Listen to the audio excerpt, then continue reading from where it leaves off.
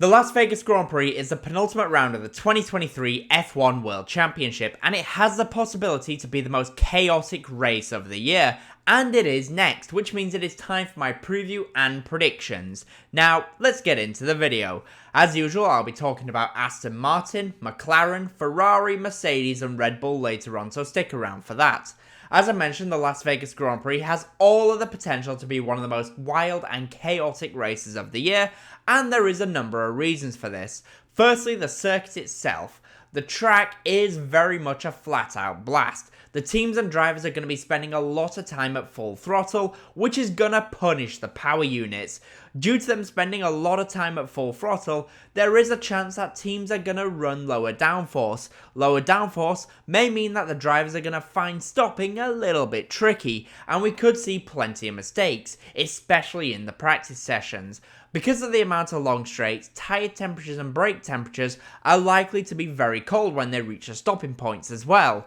Not only this, the circuit layout leads to cool temperatures for brakes and tyres in general, but also the evenings in Las Vegas at this time of year is pretty cold. Expected temperatures are between 6 and 10 degrees Celsius at the moment. A temperature of 6 degrees would make it the second coldest race in F1 history. This cold weather is going to make the start especially chaotic, as it is highly unlikely that the drivers will have sufficient temperature in their tyres.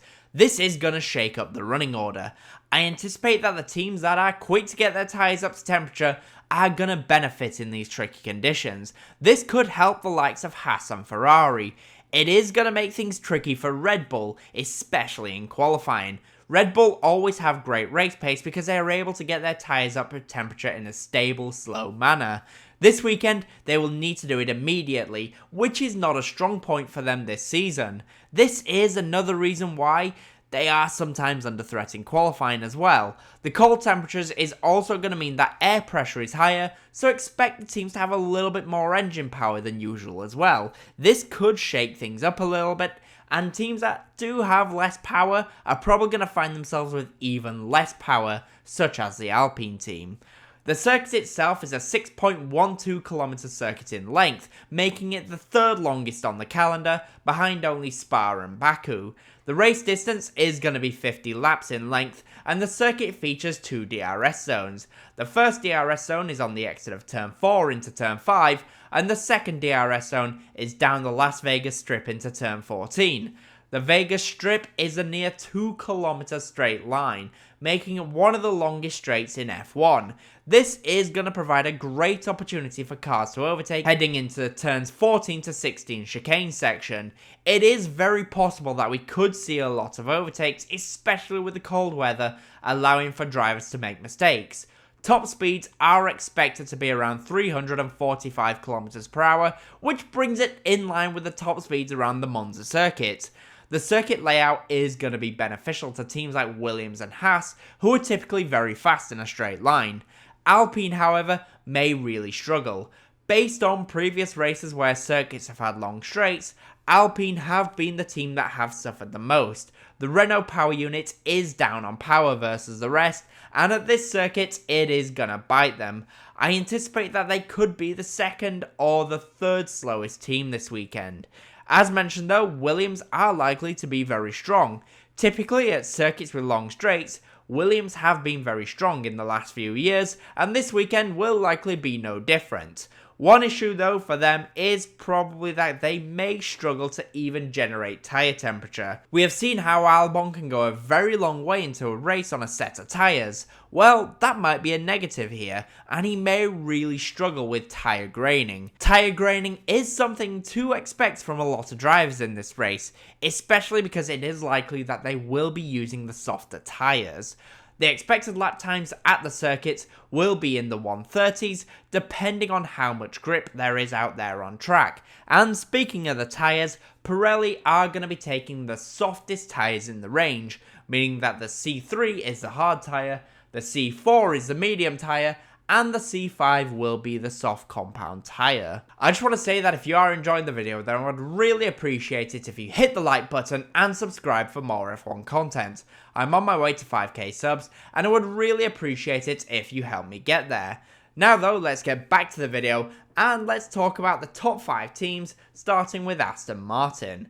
For Aston Martin, the Las Vegas Grand Prix is really going to test their new car. Last time out at Interlagos, it looked like they were back. Alonso scored a fantastic podium and Lance Stroll had a very good race. When you look at the pace of Alonso, you can see Aston Martin was somewhere they've not been for a while.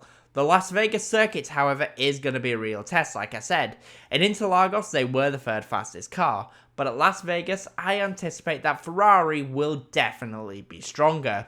I do wonder though if the race was a one-off at Interlagos, but Aston Martin themselves seem confident that they now understand their new upgrades. So if we see them perform well, it shouldn't really be a surprise. I can see Aston Martin, like Williams, struggle a little bit with tyres, especially early on in the stints. In Brazil, Alonso and Stroll were two of the slowest cars in a straight line as well, which could be an issue at this circuit. With that in mind, I do believe it is going to be more difficult for Aston Martin, and I don't think we're going to see either driver in the top 5 this weekend, but points should definitely be possible. For McLaren, the race in Las Vegas is going to be more tricky for them. Last time out in Brazil, Lando Norris was able to take the fight to Max Verstappen for a short while. In the last couple of races, McLaren have had incredible pace. In Mexico, they threw away a podium with a botched qualifying session. In the United States, Norris finished second after the disqualification of Lewis Hamilton, and in Brazil, of course, Norris was by some distance the second fastest car. However, in Las Vegas, I can see McLaren having a little bit more of a difficult time. McLaren's pace in a straight line was stronger than Aston Martin's, however, when compared to the likes of Ferrari, they were a bit behind, which is going to be an issue at a circuit like Vegas. McLaren at least will be able to fire their tyres up in the race, which could be beneficial given the temperatures. For Lando Norris, he is riding a wave of momentum at the moment, and every weekend it seems like he is getting stronger and stronger. His teammate Oscar Piastri, however, has had a few difficult weekends, and Vegas is probably going to be tricky for him as well. I anticipate that we could see at least one of these two in the top 5, and another podium could be possible. For Ferrari, the Brazilian Grand Prix was a bit of a disaster. This was the perfect weekend for them to close the gap to Mercedes, as they were having a shocker of a weekend, and well, it went very wrong for Ferrari. Leclerc was out before the race got underway, and Sainz was struggling a little bit for pace. The circuit was a golden opportunity, but thankfully for them, Las Vegas should be another strong race for them. Vegas has long straights, which works for their straight line speed efficiency, and these are then followed by some tight 90-degree corners and chicanes. This is perfect for them. In Baku, the long straights are followed by 90-degree corners, which work perfectly for Charles Leclerc.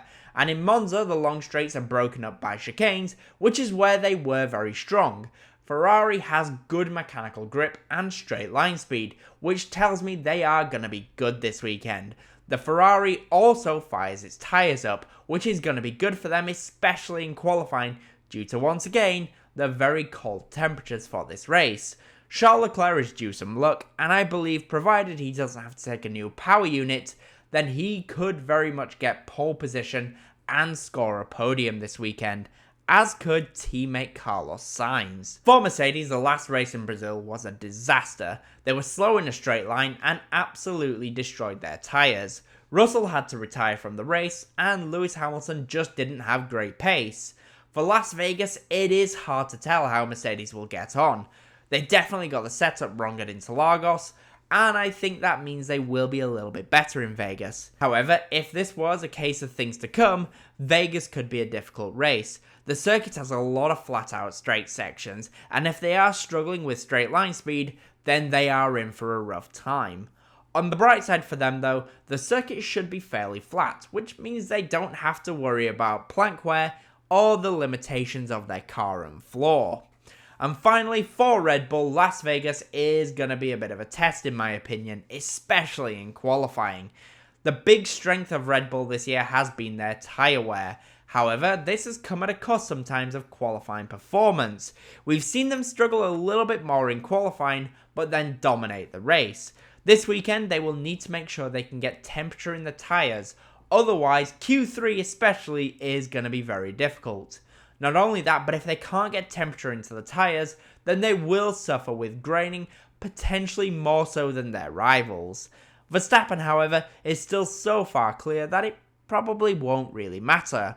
For his teammate Perez though, this could make it a very difficult weekend for him. The Red Bull should be fast, but they will need to get the tyres in check this weekend. So, with that in mind, what are my early predictions for the Las Vegas Grand Prix? Well, for pole position, I am going to go for Charles Leclerc in the Ferrari, as I do expect good things from the Monegasque, especially in qualifying. But what about the race itself? Well, I think the top midfield driver will be Alex Albon in the Williams, as I expect them to have a very strong weekend with their straight line speed. But what about the top 5? Well, in P5 I think it'll be Lewis Hamilton, P4 will be Lando Norris, P3 will be Carlos Sainz, Charles Leclerc will finish in P2, and yes, as usual, I know it's a boring answer, but I expect Max Verstappen to win the Grand Prix. But those are my thoughts. The question is though, what do you guys think? In the comments down below, let me know, and as always, comment, leave a like, and subscribe for more F1 content. Thank you all so much for watching.